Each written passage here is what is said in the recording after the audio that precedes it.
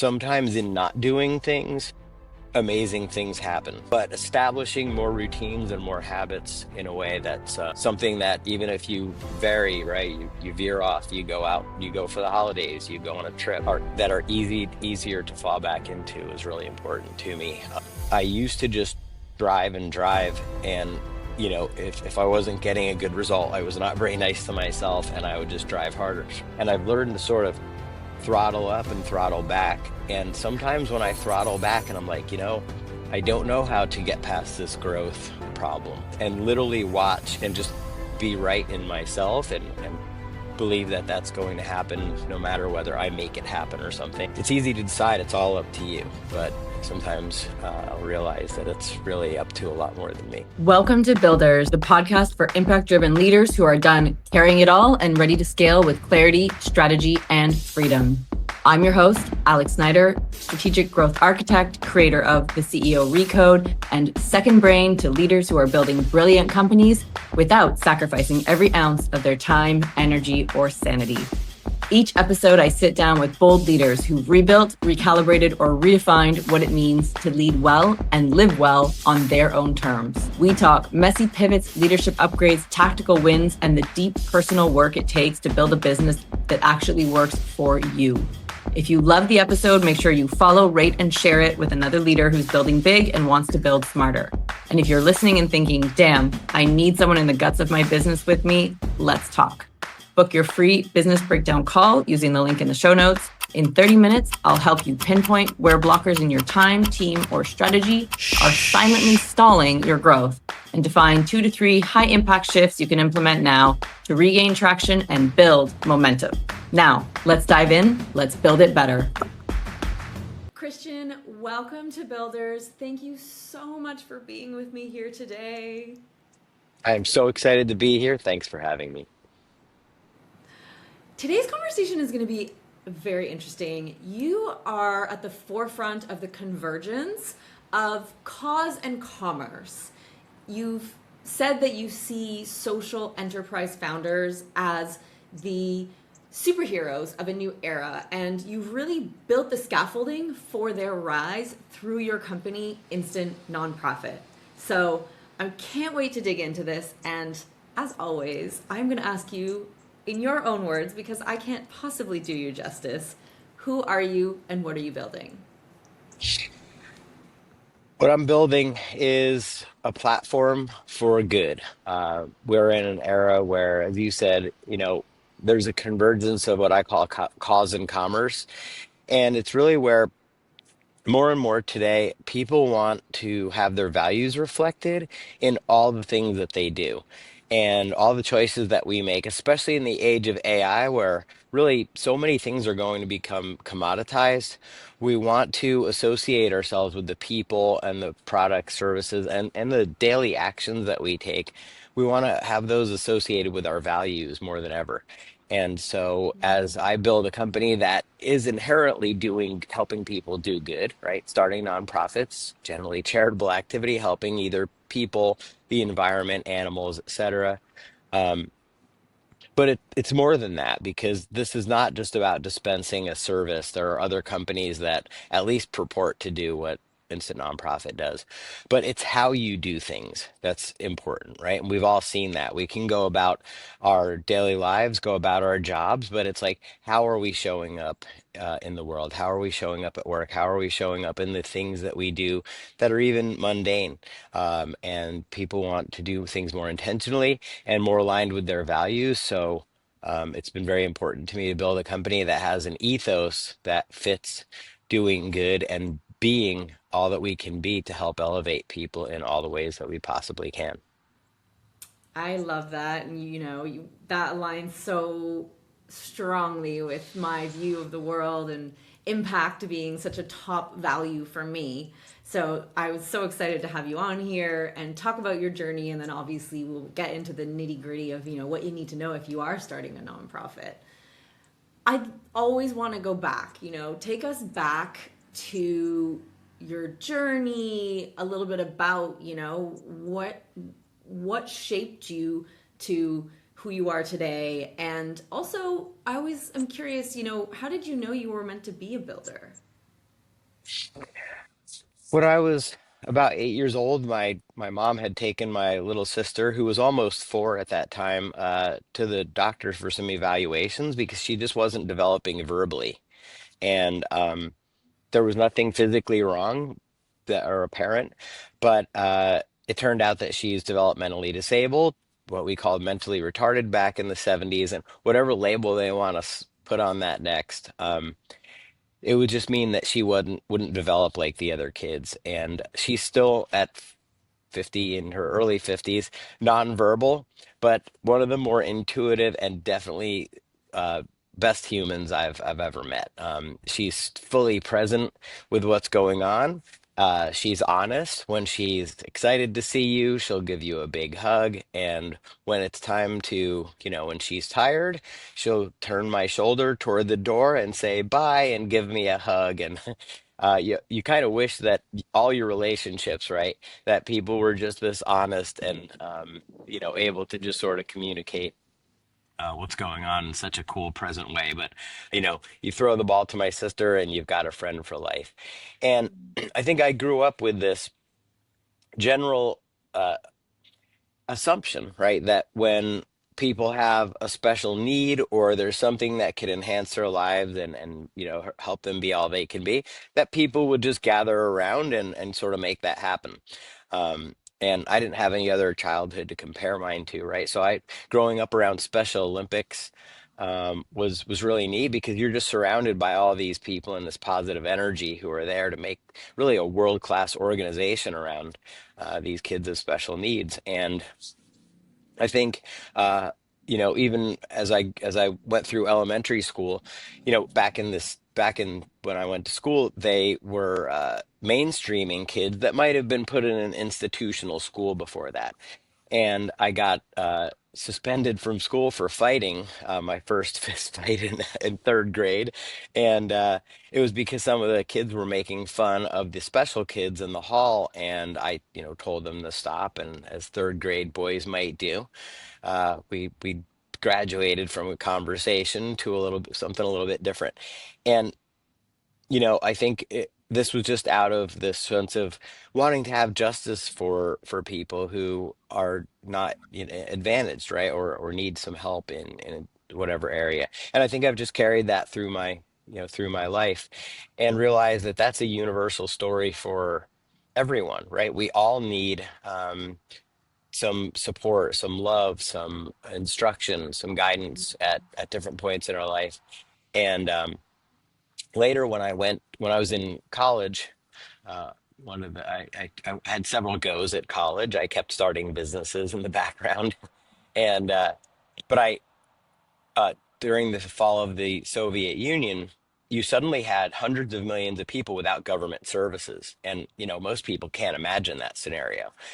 And what happened was NGOs, right, nonprofits from all over the world rallied around and provided all these services in the literal collapse of an entire societal, structure, governmental structure.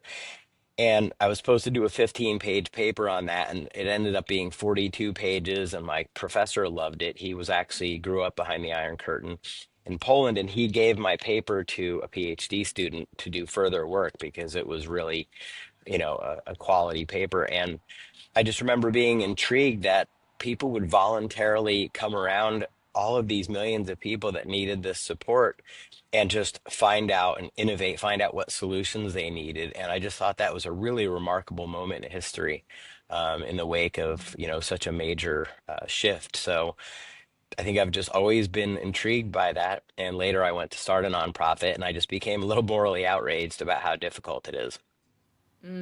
Yeah, wow. What defining moments, the Special Olympics, this moment in your, professor relationship with you and the historical context. It really seems like those defined you. I know a little bit about your experience starting your first nonprofit, and there is a tenacity that is unparalleled in your willingness to go through it and then turn around and realize that. I love what you said. I think it was crafting a love letter to a bureaucrat was Hmm. really the ultimate outcome. Can you maybe tell us a little bit about how that experience was and what most people experience, and then I think that kind of answers the why this business, why now, right? Like, why did you then decide to take that experience and turn it into a service to help others? Yeah, out of that sort of moral outrage, like why should it be so hard to do good versus start a used car lot or do anything else, right? We've all started businesses. Most of your audience has at some point started an LLC or a corporation or been a part of starting one. And it's relatively straightforward, right? Depending on the province or state you're in, there might be a slight variation in the process, but it's pretty straightforward.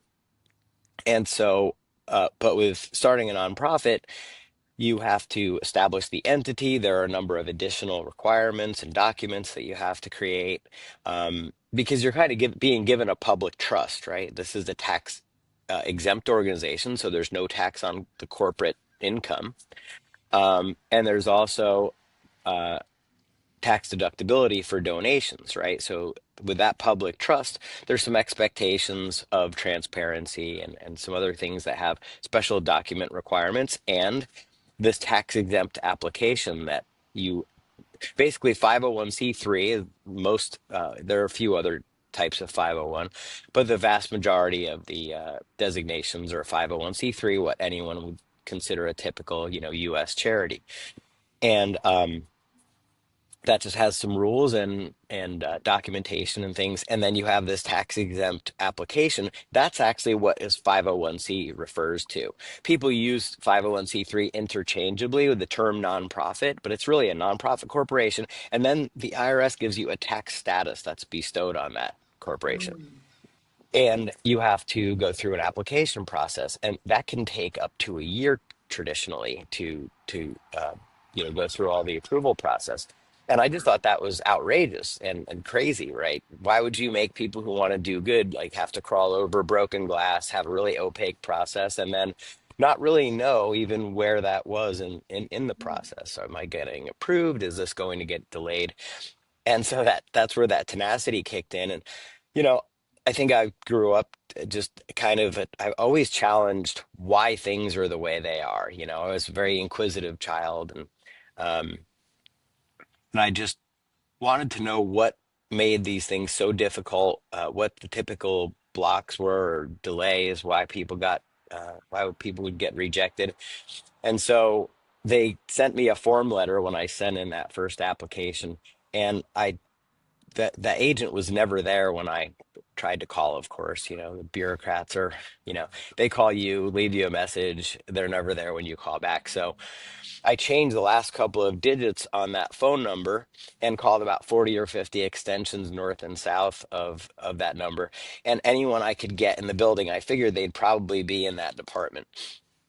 And indeed, I was able to reach, a number of IRS agents, and I would ask them, why does this take so long? Like, what are the typical reasons these things are delayed and denied? And then a light bulb came on, and I asked, what would make your day? What would make it feel like someone actually cared about your job? Because they really have a thankless job. Nobody likes bureaucrats, and they work in an agency that's made this process so difficult.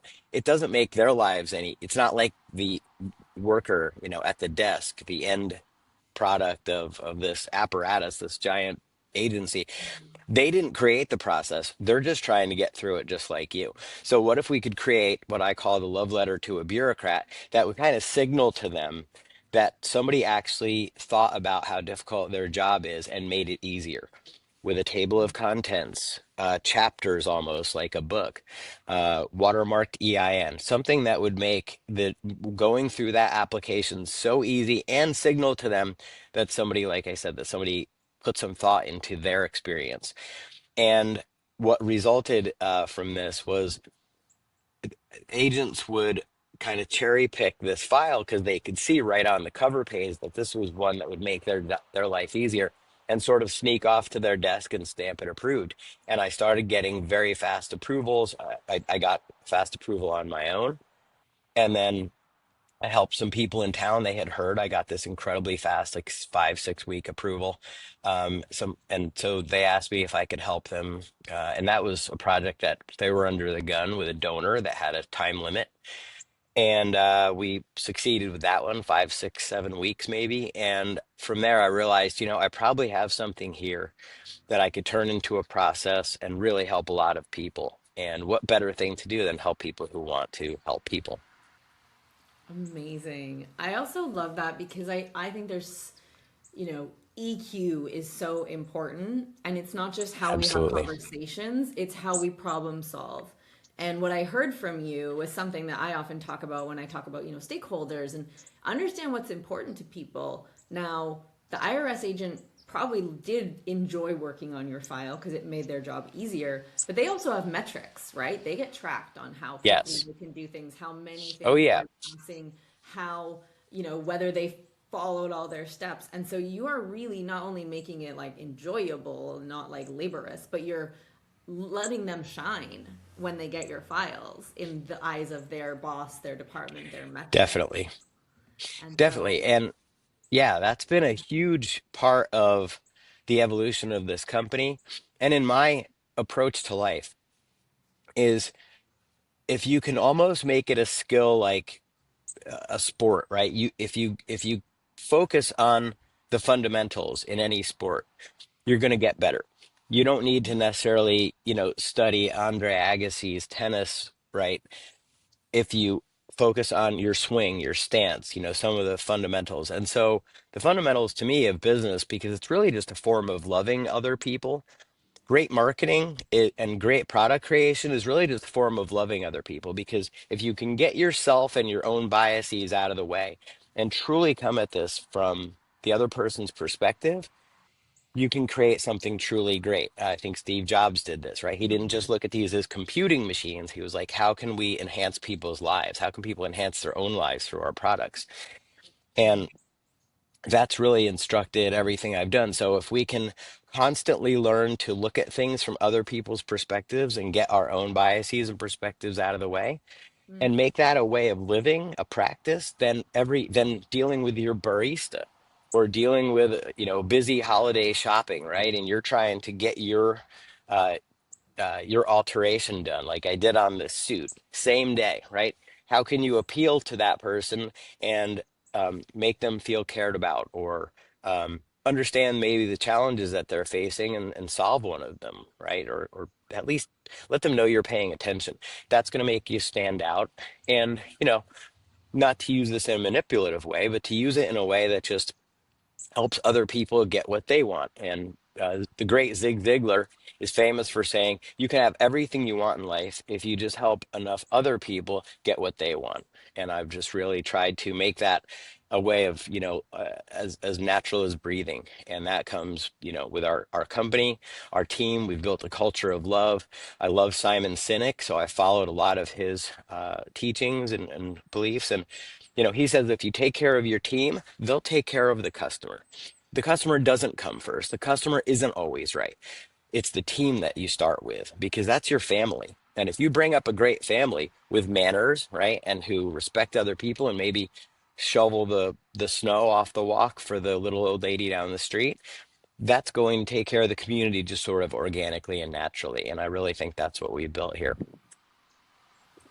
I love that. And I think it's, how you approach problem solving, how you approach getting to an outcome, how you approach, like to your point, the order of operations, right? Like customer is most important. Well, the team takes care of the customer. So actually, the team is really Right. the most important with that aligned outcome in mind, right? And I really love the way you said, you can have whatever you want if you're able to help others get what they want, right? And that monetary or otherwise, I think is a fairly fundamental truth.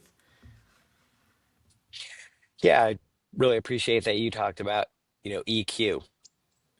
Um, because like we have some internal values too that we talk about, like um refunds to raving fans, we call it. It's rare that somebody is upset, and usually when people are, customers call and they're upset, it's because we're dealing with multiple government deadlines and multiple government screw ups sometimes that we're not in control of. But whatever that customer is upset about, if you can hear and truly acknowledge and not resist what they're saying and find a way to validate them. People are just not heard in this day and age. And haven't we all called either Verizon or some big company and they just blindly repeat policy and you want to strangle someone? Because it's like, just hear what I'm saying without repeating the policy. And that would be great, right? And then we can get a lot farther. And so again, this refunds to raving fans. It's rare that we, even if somebody, and occasionally we do make a mistake. It's a mistake. It's rare, but whether it was the government or an oversight, in the office in the process, um, acknowledging people and then really listening for what they want versus just dispensing what you'd like to, what we can do or what our policy would allow really breaks through things so much that we often, people who engage with us enough to, complain or say that they thought that this was going to happen faster or whatever, even though we're incredibly fast and have, by far the fastest approval and fastest process in the industry. When we listen to people and really empathize and really use, a high EQ, those same people come back and give us a 5-star review. And it's like, that's even something that's even more important than just generally good KPIs or generally, meeting certain goals or growing, the top line or whatever, because that person's life is changed because of a caring interaction. And it's like, you're kind of putting a deposit in the bank of faith in humanity when you do that. Oh, that's powerful. Yeah, I think you've touched on it so well. The power of genuinely listening and someone feeling heard. I think often the power of a question, and Simon Sinek talks about that as well. It reminds me, actually, I was on a call this week with now a new client. And I ask a lot of questions when I'm assessing a client. And I ask questions about a lot of things that might be beyond what you expect to talk about when we're talking about growing your business. But I genuinely want to understand, the impact on you and all of the things that are coming into this relationship that we're going to build. And so I asked a bunch of questions, and this, they shared, and I, appreciated them for sharing and, made sure that I was understanding their answers. And this particular client, I think there's a generational element. He's a gentleman, he's like 60. But he said, I think I shared more with you in the last 10 minutes than I have with anyone in the last 5 years. Wow. And I was like, well, now I just want to thank you even more because, amazing. And also, it helps me understand how open someone is going to be. And the relationship is really important for the work we do. But I also, Hmm. regardless of whether we end up working together, how amazing to give someone that experience. Like, I just was like, I was like, don't get emotional. It's so amazing to think, wow, that 10 minutes, he hasn't had that in 5 years, Yeah. because so many strong people are just out there leading and doing all the time and just not having a space for that.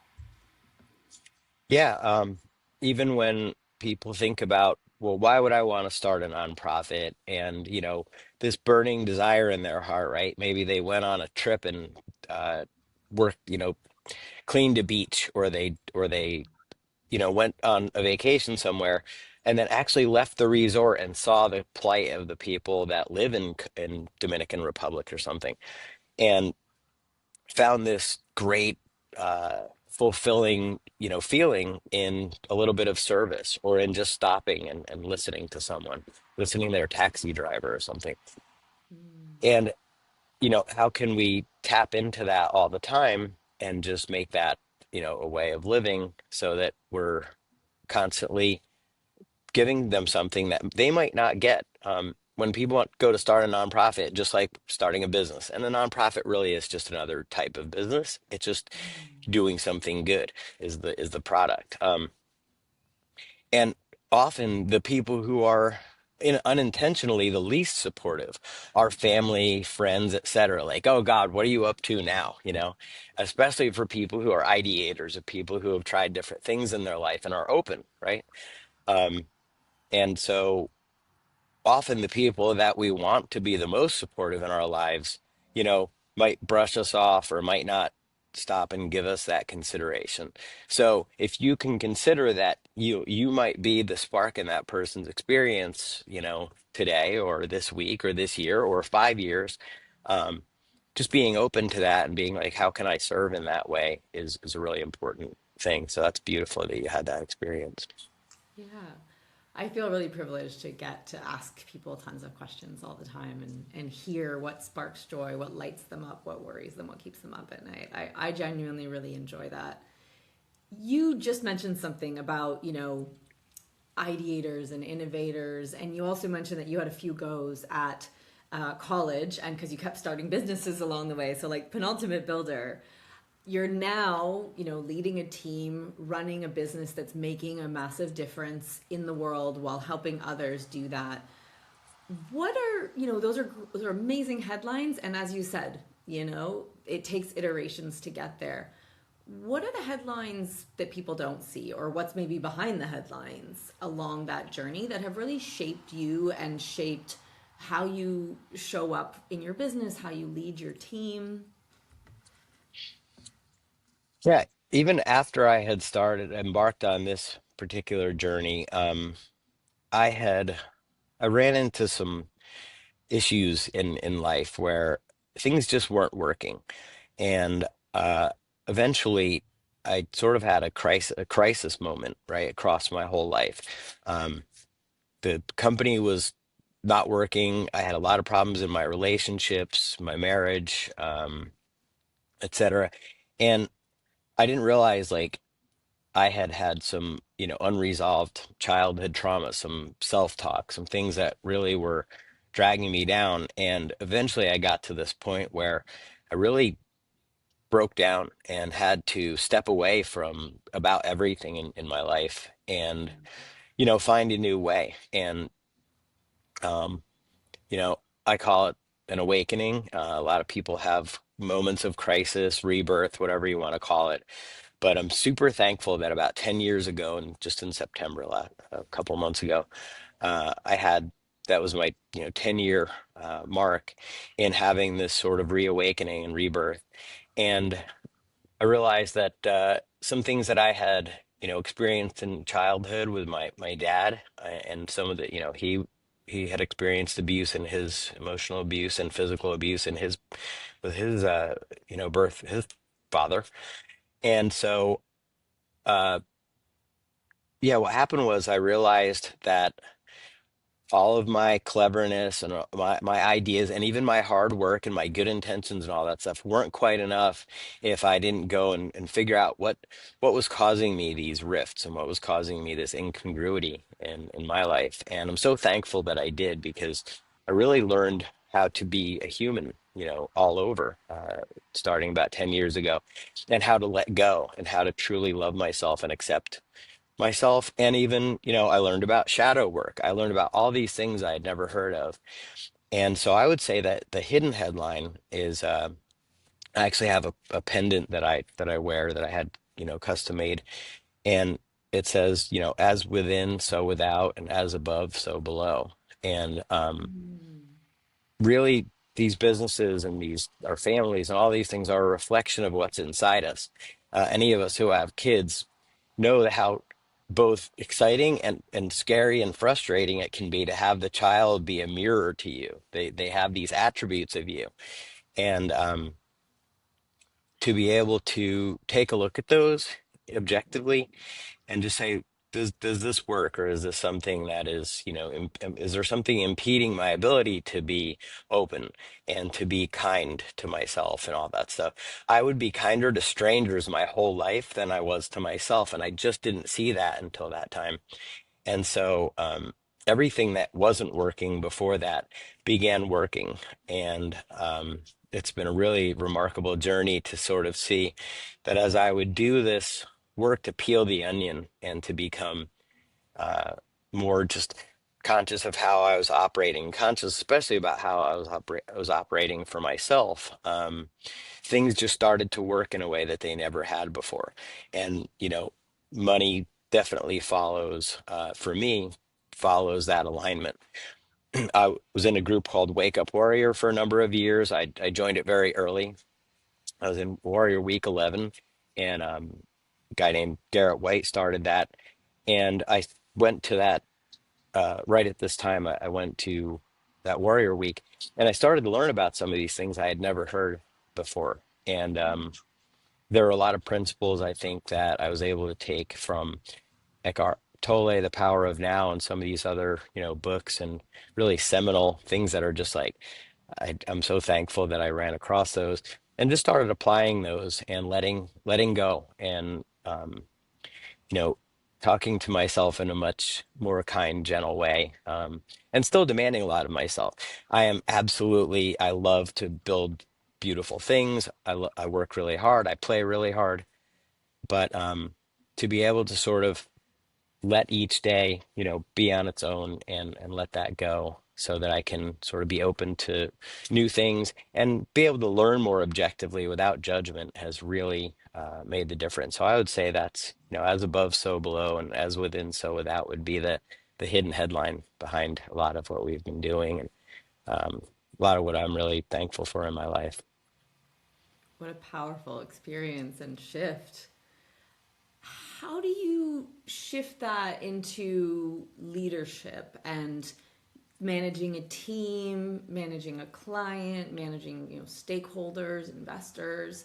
Are there things along that journey that are shaping how you work today and how or maybe just even like leadership myths that you once believed to be true and now see from a different side? I would say part of creating a culture, a culture of love, a culture of acceptance, and we actually want people to be their weird selves, right? And be comfortable being who they are.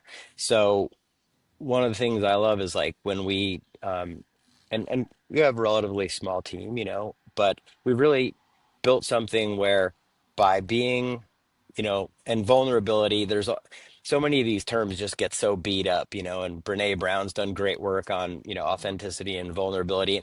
These words almost become just catchphrases, right? You hear them so much. But sharing your experiences as a leader in a way that, you know, without getting into too much information or Dramaville or something, sharing experiences so that people can understand you're making it okay in this space, you're making it okay in this workspace to sort of share what's really going on. That is where you kind of strip away that corporate speak, and the euphemisms and all the things that people do to keep others at bay because they're worried about judgment or they're worried about somebody using this information or whatever in a way that's not, beneficial for everyone. And we've had situations where somebody's teenage child is going through something and they're at the ER, and instead of giving the corporate line of, oh, I have a personal matter to attend to today, it's like, no, my son did this and I'm working on my laptop at the ER. And the other team just, rushes around them and fires them for the day and says, no, take the day off, and really establishes this like level of care and concern for each other, allows people to feel like it's a safe place to come to work. I mean, you're at work 10 hours a day. It's the you spend more time at work in most often than with any individual family member. So how can we create that familial feel and have it so that people are really comfortable, being who they are and, stating their needs so that everybody can take care of each other so that they're excited to come to work and they're excited to build what we're building. So that's completely separate from the awesome mission we have. Of course, I'm completely sold on our mission, but inside the company, you can do that with any organization, to create that sense of comfortability with each other and really getting to know each other, and then do little things like find ways for people to engage and interact. In every meeting we do that, and it's really worked out well to where um, that allows people to relax and to feel comfortable, and then that allows creativity. And it's kind of like I went to Burning Man for the first time this year. And the thing about Burning Man is the principles, the rules that everyone's there to voluntarily adhere to create a container of safety that allows the level of creativity that you will not see anywhere on earth. And to me, that's the most significant thing about that event is it's almost like the Bill of Rights and the Constitution has created the greatest, most prosperous country in the world for all our failings because it provides this safe container that people can then go, okay, I can really create and really Mm. be as much of myself as I can inside of a container without worrying about, uh, without worrying about like being exposed in a way that's going to be detrimental to them. And so if we can go around and kind of create these little petri dishes of love, I call it, and put people in those, then we could see a whole renaissance of creativity and joy and art and all those things and great products and services. It's no different. It's a creative process. I almost hearing you talk as if it's like Maslow's hierarchy of needs, and if you are creating safety, if you are taking care of some of the more Yeah. fundamentals, you are opening up the potential for people to be infinitely more creative and innovative and collaborative and resilient because they don't have to be on and hmm monitoring all of these more fundamental needs. Like that's such a interesting way of looking at it. I love that. That's a great observation. Yeah, it's Maslow definitely because you can't have the next higher level without having that baseline of, food, shelter, water, right? Your basic needs, love, belonging, and then you can move up to these higher level Yeah. fulfillment. You've got your safety harness so you can take the bigger jumps, bigger leaps. I love that. Totally. Thinking about, you've talked about the values are very clear of your organization, and, you have a very, very clear mission. You are looking to help other people setting up nonprofits that are doing good succeed. I would love to hear, I talk about, wealthy leadership, and it's really the concept that, success is defined by you, and success has different metrics for everybody. So it's really success on your terms. And, wealthy leadership, usually when I'm working with people, it's the fact that you want to build an incredible business that, is driven by whatever the values and mission are. And you want to be a healthy, mentally, physically healthy human. You probably have some connections in your life that are also important to you. And how do you, get really clear on those priorities and then have your calendar match them, right? So very fundamental term, but if I was to say, what does success in this chapter of life mean to you? How does that look? And then, has that changed? Are there trade-offs you're not willing to make anymore that, earlier in life seemed okay or were okay? Oh, definitely. Yeah, I think earlier on, I was willing to drive myself a little harder, even though decided to be kinder to myself. I have a strong work ethic, and I sort of am more of a muse follower and less of a strict habits type of person. But as I move into the next phase of life, more routines and habits, and just installing things in a way that even if I vary, because I just never drive the same way to the office, twice. I don't put I put a different, leg in the different side of the pant every day. I just kind of don't really naturally habituate things, Mm. but establishing more routines and more habits in a way that's something that even if you vary, right, you veer off, you go out, you go for the holidays, you go on a trip, that are easier to fall back into is really important to me. And then what I found over time too, and obviously you have to have things put in place to be able to, um, take time off or to follow the muse a little bit more. But um, I've learned that sometimes in not doing things, amazing things happen. And I used to just drive and drive, and if I wasn't getting a good result, I was not very nice to myself, and I would just drive harder. And I've learned to sort of throttle up and throttle back. And sometimes when I throttle back and I'm like, I don't know how to get past this growth problem, or I'm not seeing the solution come in for some, goal or target. And, we're at a critical point. I've learned to just sort of throttle back sometimes and literally watch and just be right in myself and believe that that's going to happen no matter whether I make it happen or something. Mm. And I literally will watch incredible things happen that I cannot take credit for. And the right person will come along, the right situation will come along, or we'll just have this mysterious growth spurt because whether I put that input in 3 months ago and it took that long to come to fruition, or just something truly magical happens, I am literally witnessing miracles all the time. And more, I've come to realize that if I can look for those miracles that have happened in the past and anchor to those, that's what gets me through those times where I just feel like, there's nothing more I can, or definitely nothing more I should do to try to push something forward, and that I just get to allow that to happen. And that's really been a big, big shift in sort of my perspective on how things work in the world. And, it's really fun because it's kind of mysterious and it gives you, yeah, it gives you this sort of faith that, it's easy to decide it's all up to you, but sometimes I'll realize that it's really up to a lot more than me.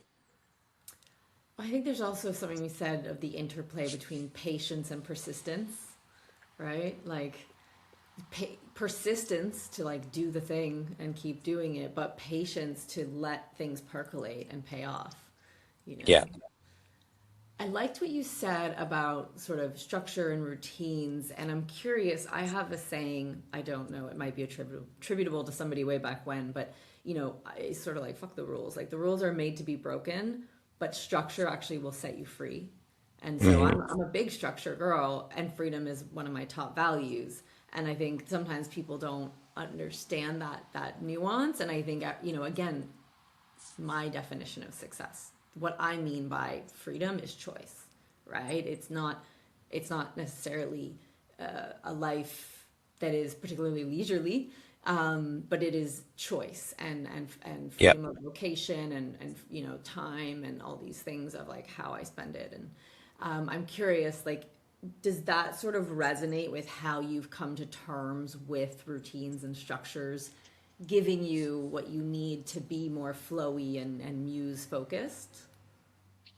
definitely. Yeah, it's like optionality, right, is another word for it. It's like how many options do you have, is determined by it often, ironically, it's determined by the structures that you've put in place, right? And if you have, great reporting, KPIs and things like that, um, they can be really hard to arrive at, and you have to kind of persist in getting that stuff in place. But once you do, it allows you to operate from anywhere and, much more readily drill into things and really understand how things are going in a way that frees you up to go. I'm about to do a ton of travel. And because I know that there's certain things that we've put in place, it's going to allow me to stay on top of things even when I travel, where before I'd be gone and then it would take me a week or two just to be able to tap into kind of where things were at. What a And great that example. translates to personal life as well. Yeah, data is so important, and it drives decisions, which allows you to act. And the faster you can do that, the easier, the more easily you can monitor things. It's like a car, it's like you get to make the micro adjustments before you hit the rumble strip, before you hit the shoulder, before you go off the road. Yeah, Yeah, I love that. So I'm curious. I always, we talk about success on your terms, and what's important to you. What will you right now is the definition of looking back and feeling like this chapter of life was a success. Is there anything in your version that you think is controversial or revelational or that's really unique and misunderstood by a lot of people? yeah. Well, I think we're coming into an era. we've seen it's kind of, I'm calling it an era of unmasking. Um, whether it's the Twitter files and like sort of institutions that we've relied on, like, people are just unable to rely and they just don't believe in a lot of the institutions. And I think it's causing a lot of really psychic dissonance for people. Marriage, church, religion, your alma mater, your family of origin, um, the government, politics, the People's Party, people that think the things that people used to sort of moor their identity to, so that when the storm comes, they would feel, like they had some grounding and identity, are so uh, are have been so diminished in the level of people trust that people have. Um, it's a little bit of a crisis right now, I think. And so talking about some things that are controversial is not an option anymore. It's a must, I'm a free speech absolutist. We have to retain, free speech. The only reason for the Second Amendment is for when the First Amendment is no longer, effective. We have to be able to have dialogue. Um, and what's happened with, whether it's the algorithms tearing people apart or people able to sort of so um, granularly self-select to only hear their own opinions reflected back to them, right? Your feed is the things that you're interested in. But if your feed becomes so granular and so aligned with what you already believe, and you don't have any of your beliefs challenged, that can be not only dangerous to you personally, but it's dangerous to society because then the other becomes inhuman, right?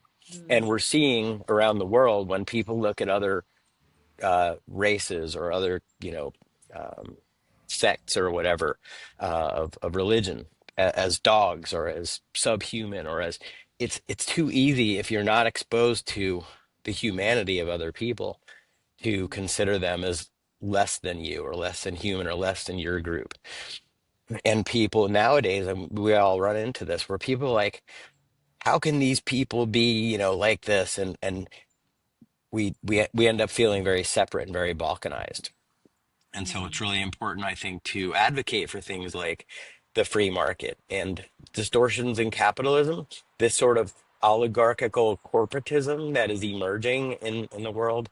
That's not capitalism. Adam Smith defined capitalism, and there's a moral component to it, right? It's not just about money. Yes, it's about money and the use of resources and the free will to be able to decide where to use those resources. But it's not, capitalism is not an amoral construct. There's a moral component that is inherently good.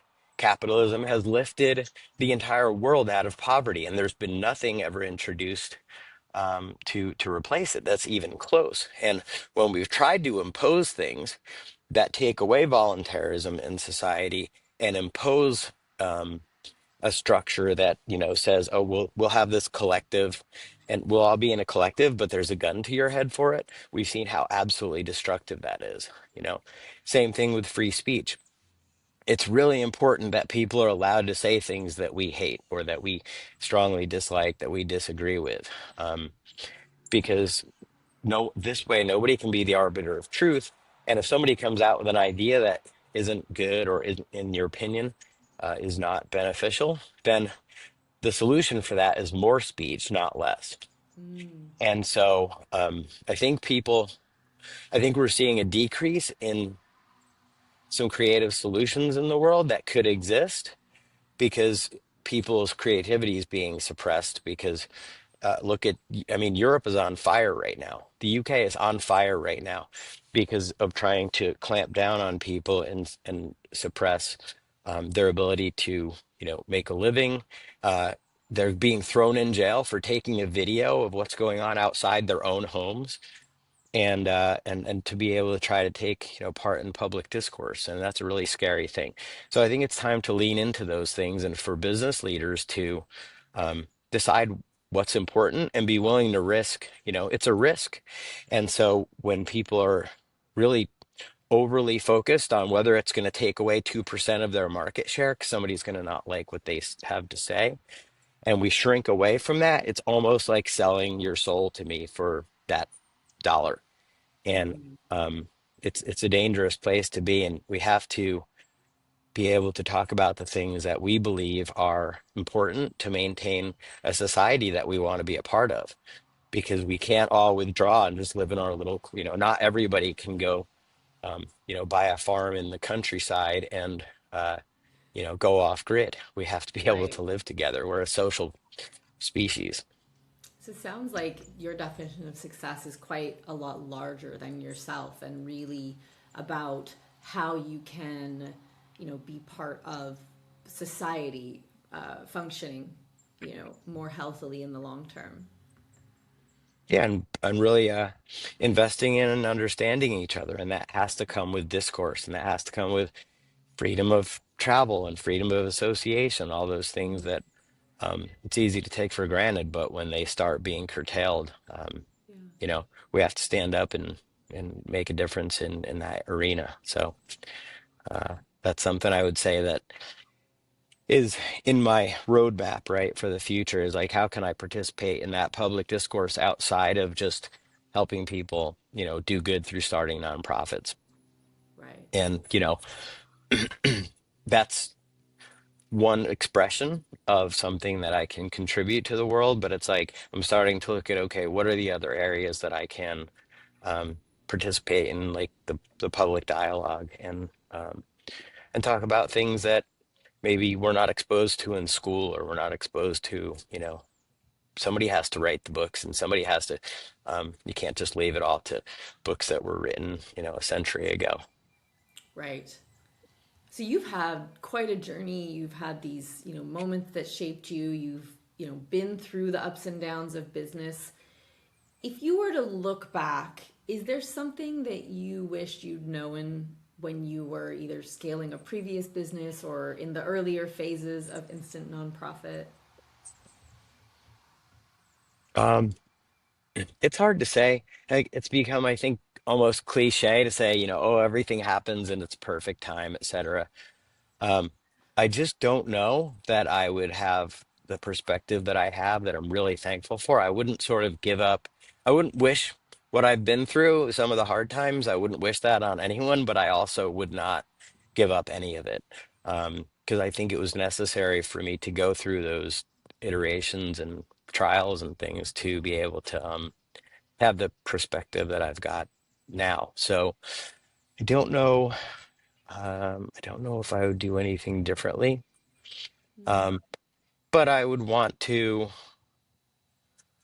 probably would want to have been a little bit more aware of my impact on other people, mm, um, in a way that I wasn't maybe before, right? So I think that's not a bad thing to maybe wish for, but at the same time, not to have any regrets, because one of the one of the perspectives that's really helped me is to understand that everyone else is going through their own sort of evolutions and their own awakenings, their own realizations. And while you don't want to go around like visiting, harm on anyone else, and you want to, respect other people and generally have a good experience, honor your word and everything. Um, we're all sort of part of sharpening the other person, right? We're all sort of knocking off the pieces of marble to make the David. When we bump up against each other, it's also knocking a piece of marble off of the other person. And I would never want to justify anything that's, wrongdoing or not honoring your word or whatever. You don't want to just kind of throw that away with a cliche. But at the same time, I've come to realize that these experiences, it's not just about me. Other people are also growing and learning through, misalignments, through things that don't work as well as things that do. As a matter of fact, we mostly learn through our failures, not our wins. The easy wins aren't a big lesson, but boy, those losses, or those things that don't work out and are painful, definitely stick with us more than the wins. we struggle to value things that are easy. And I loved, I think what you really described a lot was self awareness, right? The self awareness of your impact on others, the self awareness of, the roles that we play in other people, but also that, things that feel hard, what they play in our development. I often talk about self awareness as a a really key leadership trait. I think, you can't, if you can't see yourself, then you can't lead yourself, and it's very hard to see and lead other people. So I love that. If Definitely. anyone in the audience is either thinking about a nonprofit, like, oh, wouldn't it be great, or has always had this idea in the back of their mind, or is just not even really sure what a tax-free vehicle is, I want to dig in because you are just a wealth of knowledge on a very, very interesting niche. So we've talked a little bit about what you do in terms of supporting the process being, fast, efficient, smooth, as painless as possible.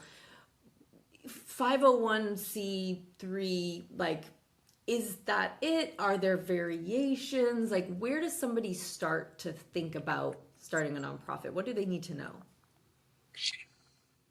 Yeah.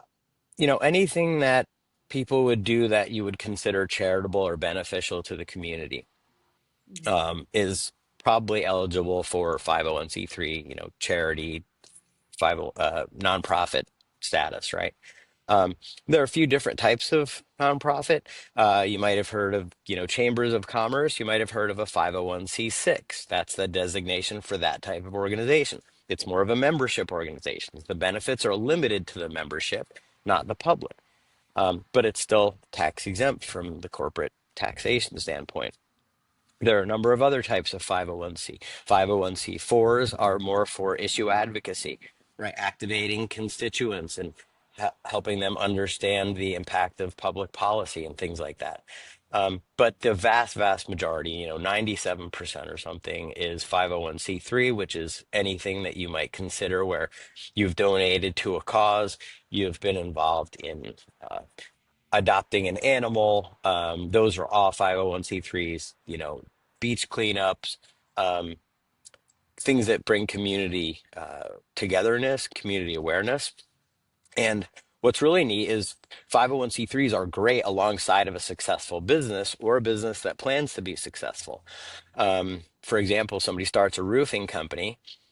It's not only good from a public, a PR perspective, and there's really, it's not why people start nonprofits. We've started thousands of nonprofits, and I don't know if I could count on one hand the organizations where I've done, thousands of calls, discovery calls, and I don't really run across people who are starting nonprofits for selfish reasons. Sometimes I do get asked that, but very rarely is it somebody that wants to, exclusively get tax benefits or something like that.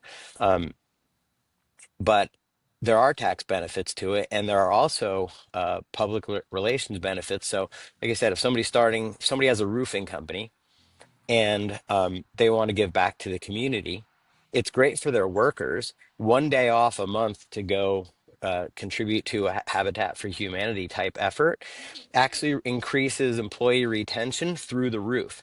We live in an era where there's very little loyalty to an employer. And so if somebody has, studies show that if an employer has a nonprofit component to the work, those employees will stick around because it's people want intrinsic value in what they do. It's extrinsic what you get paid, right? But it's intrinsic how you feel about that job and how you feel about your employer. And if you align as somebody on the team with your employer, with the business owner in values, you're going to stick with that business owner for many more years than you would otherwise if somebody wants to give you, another $10 an hour or something. So it's great for for-profit companies to start a nonprofit alongside of the for-profit and do your giving through that. Or if you go to a gala or a silent auction, or you participate in the community and you have, Alex Snyder Roofing Foundation, and that's what you're doing, you're giving through, that reflects well on you as a human and on you as a business, that you're actually like participating and caring and stewarding and cultivating good in your community. And there's nothing wrong with that. Doing well while doing good is, that should be part of the formula. And so we start a lot of nonprofits for people who have for profits and want to give back to the community. And in some cases, it's perfect, even to help further the mission of the for-profit. For example, we've started a number of investment clubs, right? Angel investor clubs. And they can do all of their community activities, including the pitch fests and the education components of teaching angels to be more professional investors, teaching entrepreneurs how to pitch, how to create a great company, how to network, whatever it is. All of those community and education efforts can be done through a 501c3 with tax deductible funds. And then when the deal pops out of that, right, when the entrepreneur pitches and there are people interested in investing, that part of the commercial transaction is done inside of the LLC or the nonprofit or the for-profit of the investment group. So they really contribute to each other because anything that is community building and or educational can be done through a 501c3. So it's just one example of the application of a 501. And what we do at Instant Nonprofit is we have this done for you process where we get the information. You don't have to fill out your name 17 times in triplicate like you do with the government processes. We do that once. People spend often less than 20 minutes in our entire process, and we do all of the paperwork for you. We let everyone know exactly where they are in the process. And then once it's started, we put people on what we call autopilot, where they don't even have to think about missing a deadline or making a filing every year. We maintain it for you because a lot of the reason that people don't start nonprofits, whether they're a business owner or just a person who wants to do good, is they worry about those deadlines, right? Those bureaucratic requirements. And if those can be taken care of completely for you, in a way that's, guaranteed to not have you miss anything and only costs, a little bit of time, less than an hour a year generally, um, that removes a lot of the friction, it removes a lot of the anxiety about doing a nonprofit, and then people can focus on the mission. And that's really our mission as a company, is to help change the trajectory of the whole world, the whole planet, by helping people start nonprofits and stay focused on their mission instead of on bureaucratic paperwork. I love that. I love what you highlighted there. And I want to make sure that everyone heard, you can start a nonprofit because you have an explicit standalone mission to do something good. And this is a vehicle that makes that, more financially viable. And then you can also have it be part of your business strategy for employee retention, for giving back to the community, for strengthening the values of your organization, for creating communal, associations or angel investing syndicates. All of those can be furthered by like a complementary nonprofit to your for-profit business. And I just think that that is probably something a lot of people have never thought about. So I just want to double down on what you were saying. And then, Christian, I mean, bureaucracy is what gets in the way of so many things. So what you guys are doing is truly incredible. If people have listened to this and it's sparked, curiosity or gumption for them, what's the best way to find you? How to, work with Instant Nonprofit? We'll obviously put everything in the show notes. What's the best way to reach out? Yeah, we have a great gift for your listeners. If somebody wants to find out more, we've boiled down exactly what you need to know prior to starting a nonprofit, whether you're considering it, just kicking ideas around. Um, if you go to instantnonprofit.com/podcast, we have a great nonprofit startup kit, we call it. It's completely free. No one will harass you. But we will be very supportive in giving you everything that you need to know about starting a nonprofit. How do you name the nonprofit? How do you come up with, your magic one sentence mission statement? What are the requirements? You need 3 board members. Can I be on the board and my wife or spouse be on the board? Absolutely. So we break a lot of myths because there's so much misinformation on the internet. Um, you know, there's it's just very simple to walk through what you need to know, what you don't need to know. Sometimes it helps to know what you can learn in the future after you start the nonprofit. Um, but to dispel some of the things that you might have heard about it being a nightmare to maintain, or that you can somehow get in trouble if you do something wrong. That's really not the case. These are self-policing organizations, just like filing taxes. Thankfully, it's still relatively self-policing there too, right? They take when you file your taxes, they accept the numbers that you put on paper, and they don't audit every single organization.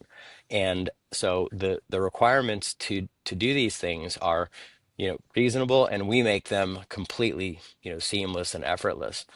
So they can go to instantonprofit.com/podcast and get that nonprofit startup kit. Tells you everything you need to know. We also love to ideate with people, and you can book a call and talk to one of our, domain experts. We don't have a call center. We have actual domain expert, and for example, one of the main people that we have speaking with those who call started a nonprofit at $200,000 as an executive director, grew it to 3.5 million, and really has deep domain expertise so that I'm not, I've done thousands of those calls and I love to talk to people. But we want people to really be able to be heard and really be able to reason through the idea that they might have. And that's why, we're happy to book a call. There are a number of ways if you go to our website. All our socials are pretty much /instant nonprofit, so you can find us there as well. And we really love to just help people decide if and when something like this might be good for you. People gestate these ideas for 5 years sometimes, and they'll often reference a call that we had, years ago, and that now they're ready to start, or they were left some money by a parent and they want to honor that parent with a scholarship or something. All kinds of ways that people, I love how inspiring it is constantly to hear how people innovate in a way that's going to make the world a better place. And it definitely gets me out of bed every morning. Beautiful. And thank you for, all those resources. We'll make sure we link everything in the show notes so people could just be one click away. Before we wrap up, we have a few rapid fire questions. You can answer in one word, one sentence. You can absolutely pass, and then we'll be done. You ready? I'm ready. All right. What's one decision that changed everything for you as a leader? One decision that changed everything as a leader for me was I think I got into the trap of letting tools run the man instead of the man run the tools, right? Or let uh, software, for example, we tried to develop software and hadn't really focused on process. And so process is king to me. Um, Being able to understand what someone's experience is, whether it's on the website or whether it's in the fulfillment process, or even, um, you know, understanding my mom's helping an elderly relative and has to go through all these processes to get them the care they need. And instead of rushing to develop something to automate or whatever, especially in this world of AI, really thinking deeply about the process and the experience that the other person has. And we kind of touched on that earlier. That's how great products are made. It's how a great opt-in. It's how it's a great community. All of the things that you could do with that are really helped if you slow down and consider the process from the perspective of that other person. Amazing. What does strategy feel like when you're doing it well? I would say strategy feels like good strategy.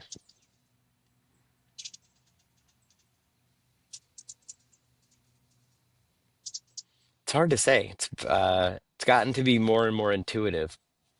Yeah. But if it's a strategy that can be, articulated into terms that can get sort of buy-in and understanding by anyone else that's going to come into contact with it, that's really important. So being able to take something that is like, if I think that there's a certain path that we could go down to arrive at a result, and if I can immediately articulate that into something that other people will understand easily, it's really funny. I might forget that feeling that I had when I came up with that strategy 5 days later when I have the time to implement it.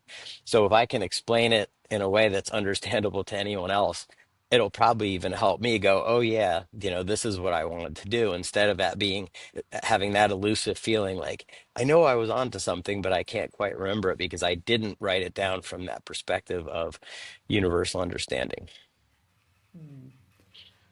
Is there a book, podcast, or person that really cracked something open for you? Um, I would say, interestingly, right now I'm reading at Anti-Fragile by Talib, and that book, more than any other book I've read, and I've read a lot of books in the past 10 years, that one is so universal. It touches on so many different things that are sort of, tough nuts to crack. And it really brings into perspective a lot of what's going on in the world, and a lot of concepts. The very concept of anti-fragile is um, creating a processes and systems and a life or a business that actually gets stronger from being stressed, and that's really turned some light bulbs on to me. So that one, I can't recommend enough. Love that. Just spoke on stage about how that played a role in our startup Oh, journey. really? That's What's great. something that you've said never again to in your business? Um, in my business, never again.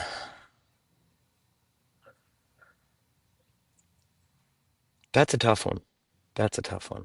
I probably could do that in my personal life, but yeah, I can't recall anything right off the bat in the business. But I'm sure I'll think of it as soon as All we good. end Yeah. here.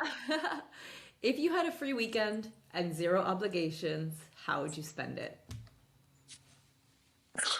I would go to Moab, Utah, and I'd probably jump out of an airplane.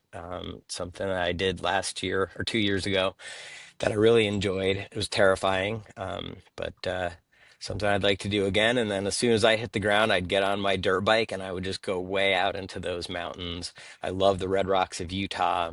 Dreaming of living there someday and having some property and being able to get on machines. I just love anything with wheels, and dirt biking out in Moab, Utah is like probably my favorite way to spend time. And it's too rare, so I'm due for a trip.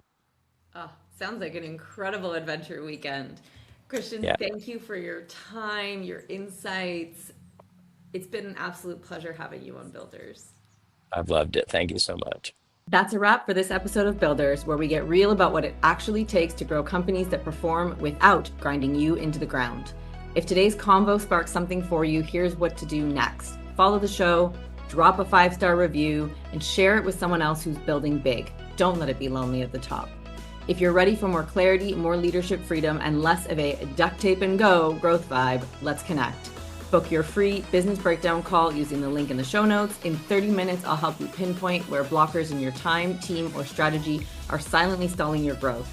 Walk away with a personalized fix-it list that gives you the clarity you've been craving on what to shift now to regain traction and build momentum. For more tools, insights, and my no-fluff takes on leadership and scaling strategically, join the Builders Club, also linked in the show notes. You can also head over to leaderswhobuild.com, where you'll find all the links to Peep My Creds, see client wins, or just confirm that yes, I went to the gym today. Until next time, keep leading boldly, building smart, and living success on your terms.